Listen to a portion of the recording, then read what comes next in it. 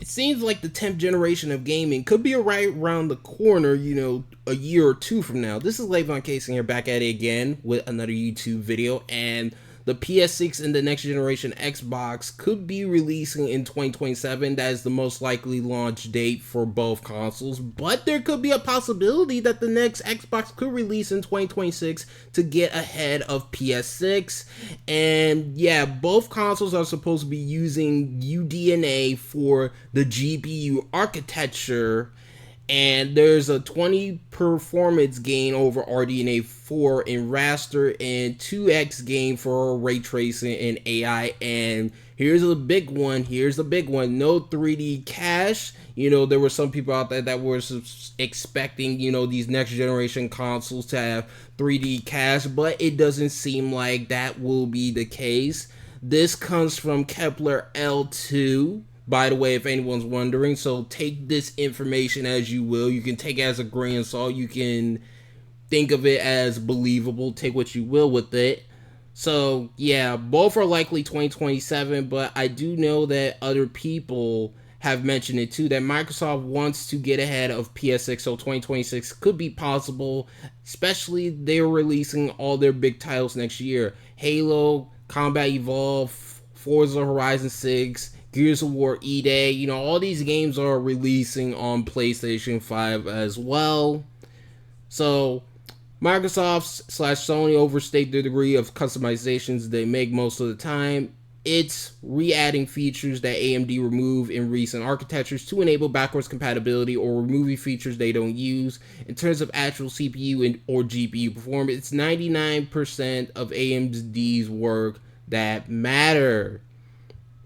So yeah, this is for, is this before or after customizations? So pretty much, let's talk about this. It is possible also that could Sony be trying to make November 2026, or do you think that they'll do their own thing this time?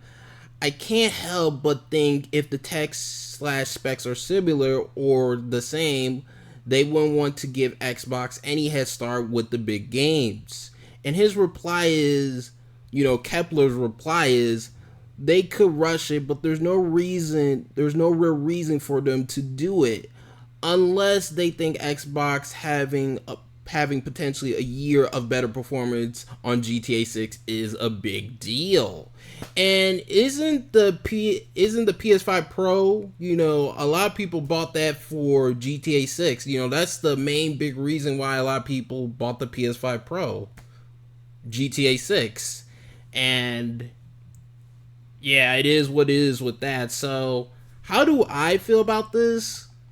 Honestly, at this point, it's expected, but at the same time, what's going to be the selling point for these 10th generation consoles, the PS6 and the next generation Xbox? I mean, for this generation, we already got 4K, we already got ray tracing, we already got 120 frames per second.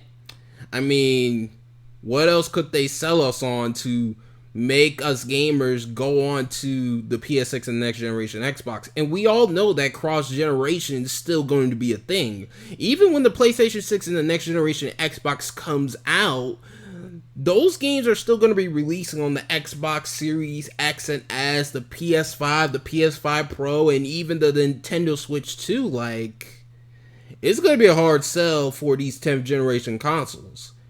That's what I honestly think. It's definitely going to be a hard sell. And I also think, too, we are reaching diminishing returns when it comes to graphics.